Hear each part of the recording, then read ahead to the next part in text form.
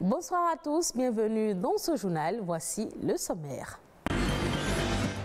L'élevage de poissons est une activité à laquelle s'adonnent de nombreux Béninois, une activité génératrice de revenus qui permet de combler le déficit de ce produit halieutique très prisé des Béninois.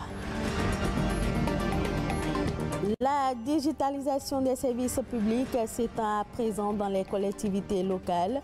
L'atelier qui traduit l'effectivité dans un futur proche de cette transformation a eu lieu mardi dernier. Le compte rendu dans un instant. Faire du tourisme un pôle de développement et d'employabilité, c'est l'objectif du gouvernement béninois. Mais comment y arriver? Un spécialiste nous donne quelques pistes à explorer.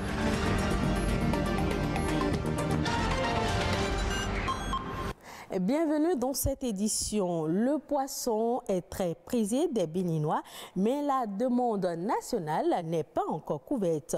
Aujourd'hui, grâce au développement de la pisciculture, le Bénin peut se permettre une lueur d'espoir en matière de satisfaction de la demande de ce produit. Plusieurs Béninois entreprennent dans ce secteur. L'élevage de poissons est surtout un appui au secteur de la pêche. Marcel Betoro et Igor Ayosso nous emmènent dans l'univers de la pisciculture au Bénin. La pisciculture désigne l'élevage des poissons. Elle se pratique dans les étangs, dans les rivières, en bordure de mer ou en mode de cage flottante. Le travail n'est pas facile. Ici, nous sommes à l'écloserie des tilapias. Lorsqu'il y a éclosion, on amène les larves ici pour qu'ils puissent digérer la réserve. Lorsqu'ils ont fini de digérer la réserve, ils sont prêts à commencer par s'alimenter. On les transfère dans d'autres bassins et c'est là-bas qu'on leur donne à manger. Pour le commencement, il faut d'abord des personnels qui a une maîtrise de l'eau. Après, maintenant, il te faut des bacs pour débarquer ceux qui vont venir les visiter et ceux qu'on sort. Tous les matins, on vient nourrir les poissons.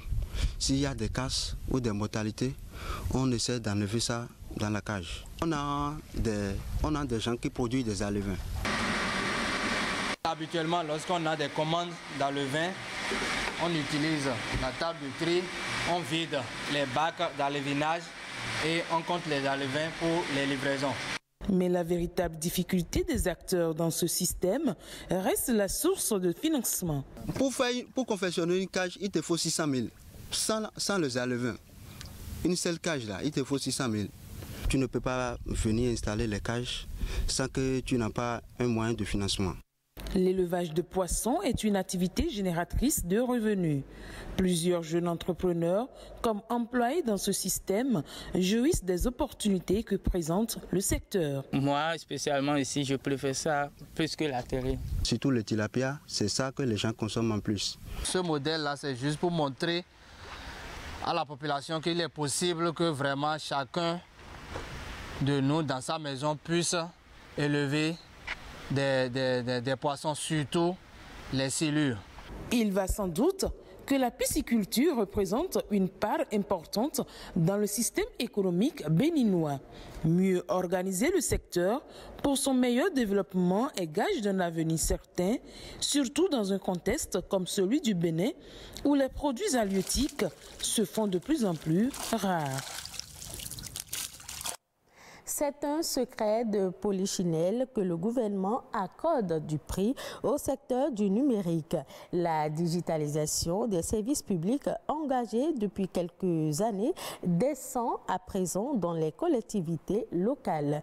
L'atelier qui traduit l'effectivité dans un futur proche de cette transformation a eu lieu ce mardi à Cotonou. Les travaux qui réunissent les responsables des services d'information des mairies et les cadres du ministère du numérique ont été lancés par les deux ministres des secteurs concernés, Aurélie Adam Soulé-Zoumarou et Raphaël Akotegnon. Le compte rendu avec Marcel Arossi et Benol Djogui. Comme une suite logique de la réforme du secteur de la décentralisation, la transformation numérique de l'administration territoriale arrive pour changer davantage les habitudes dans le sens de la bonne gouvernance. Le présent atelier a pour objectif global de sortir la feuille de route pour l'opérationnalisation de la digitalisation des communes. Il s'agira spécifiquement de préciser le rôle des RSI dans la mise en œuvre de la transformation numérique des communes prônée par le gouvernement, présenter une cartographie des projets numériques en cours et réalisés, présenter le cadre d'accompagnement de la CIN et du ministère du numérique et de la digitalisation dans le processus de transformation numérique, annoncer l'organisation de la CENOM 2022 qui sera centrée sur les communes et les enjeux liés à leur inclusion numérique, recueillir l'expression des besoins des RSI. Au haut niveau, l'enjeu est déjà saisi. Il est clair, nous savons où nous voulons aller, nous voulons faire de notre pays un pays de référence, un pays qui compte, un pays dont on reconnaît la valeur lorsqu'on parle de l'économie numérique. Et en même temps, par ce biais-là, accroître l'inclusion sociale et la croissance économique. Au niveau central, beaucoup de choses ont été faites, dont vous avez certainement entendu parler, je ne vais pas revenir sur cela, mais il est important aussi qu'il y ait la même dynamique au niveau local. Je voudrais vous exhorter, chers responsables des systèmes d'information, à prendre la mesure de la situation afin de pouvoir produire au bout du compte des résultats satisfaisants pour le bonheur de nos populations. Pour une mise en œuvre efficace, la récente réforme de l'administration territoriale a déjà prévu dans chaque commune un responsable des systèmes d'information, bientôt très utile. La paralysie cérébrale touche 17 millions de personnes dans le monde. C'est la déficience motrice la plus courante chez l'enfant. Ce handicap est causé par des lésions irréversibles sur le cerveau du fœtus ou du nourrisson. La journée mondiale de la paralysie cérébrale est célébrée le 6 octobre de chaque année. La journée a été initiée afin d'expliquer au grand public cette pathologie et ainsi changer le regard porté sur les personnes qui en souffrent. Les initiateurs espèrent aussi développer des projets et trouver des financements pour la recherche. Depuis 2016, le gouvernement béninois s'emploie à faire du tourisme un pôle de développement et d'employabilité. Comment réussir à atteindre cet objectif? Nadine Akogbeto, professionnelle du tourisme, nous explique ici ce que le tourisme interne et comment contribuer à développer le secteur touristique béninois. Ce qui est déplorable pour la majorité des pays émergents tels que le Bénin, l'accent n'est pas mis sur le tourisme interne. Nous n'avons pas pris conscience réellement que la base du développement du tourisme réellement, c'est le tourisme interne. Nous pensons que le plus important, c'est faire venir les étrangers pour visiter notre territoire, pour découvrir notre territoire, alors qu'il faut donner l'exemple. Il faut montrer que nous-mêmes, nous prenons conscience de ce que nous avons, nous connaissons la valeur de nos potentialités, nous connaissons la valeur de nos cultures pour faire venir les étrangers. Donc tout développement part de nous-mêmes. C'est pour dire que le tourisme interne est incontournable. Le tourisme interne aujourd'hui est très très important.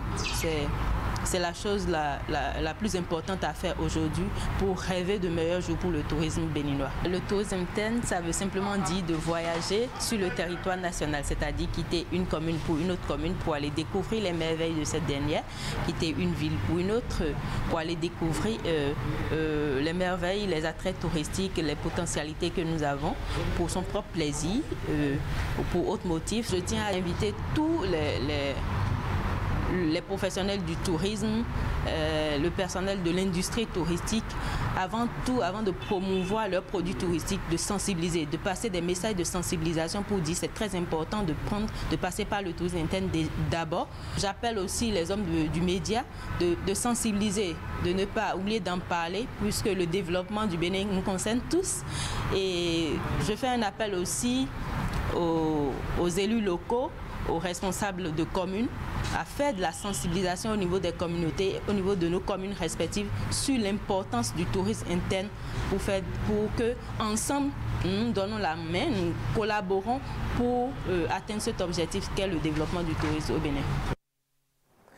Au Kenya, l'exécutif vient d'autoriser l'importation et la commercialisation de cultures génétiquement modifiées. Cette décision vient mettre fin à un moratoire en vigueur depuis novembre 2012 sur la culture en plein air de plantes génétiquement modifiées et l'importation de cultures de base et d'aliments pour les animaux. Sur le continent africain, le Kenya vient de rejoindre l'Afrique du Sud, le Soudan et l'Égypte qui commercialisent déjà des cultures de base et de ronces génétiquement modifiées. Les autres faits ayant marqué l'actualité au plan international, c'est dans Eco Inter réalisé par Héloïse Winato.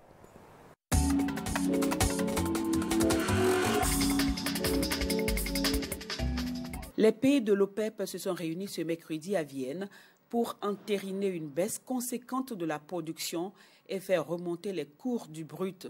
Une perspective qui agite déjà le marché. Un marché saturé avec une offre excédentaire d'environ 1 million de barils par jour. À cela s'ajoute la politique zéro Covid chinoise, la hausse du dollar et les perspectives de récession qui plaident pour un ralentissement de la demande de brut. Le réajustement de la production de pétrole paraît donc inévitable. Pendant ce temps, la flambée des prix du gaz pénalise l'activité des usines européennes énergivores. Conséquence, les industries de la sidérurgie et de la verrerie sont en baisse de forme, 30% depuis l'invasion de l'Ukraine par la Russie. Plusieurs industriels en Europe ont déjà réduit leur production. Certains ont décidé même d'arrêter leurs activités. Comme solution, le plafonnement du prix du gaz au niveau européen est envisagé. Cette idée est soutenue par 15 pays membres de l'UE, dont la France. Mais en attendant, les géants énergétiques affichent des revenus records. Total Energy a annoncé ce jeudi qu'il versera à ses actionnaires un acompte sur dividende exceptionnel de 2,62 milliards d'euros. Le marché du porc est tendu en Chine. Ces derniers mois, les prix ont grimpé 60% du prix normal.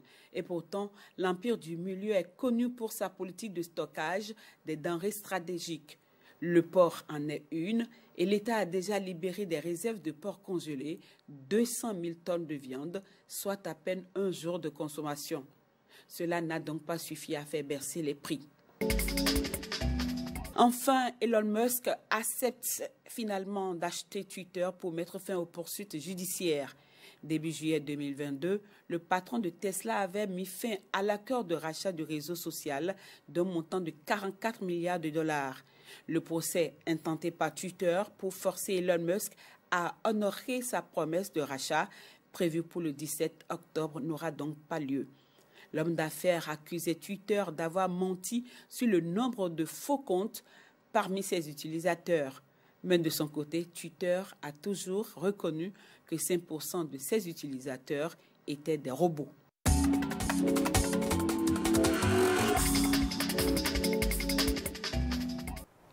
Et ce sera tout pour cette édition. Merci de l'avoir suivi. Retrouvez ce journal sur le site de l'ORTB, www.ortb.pj.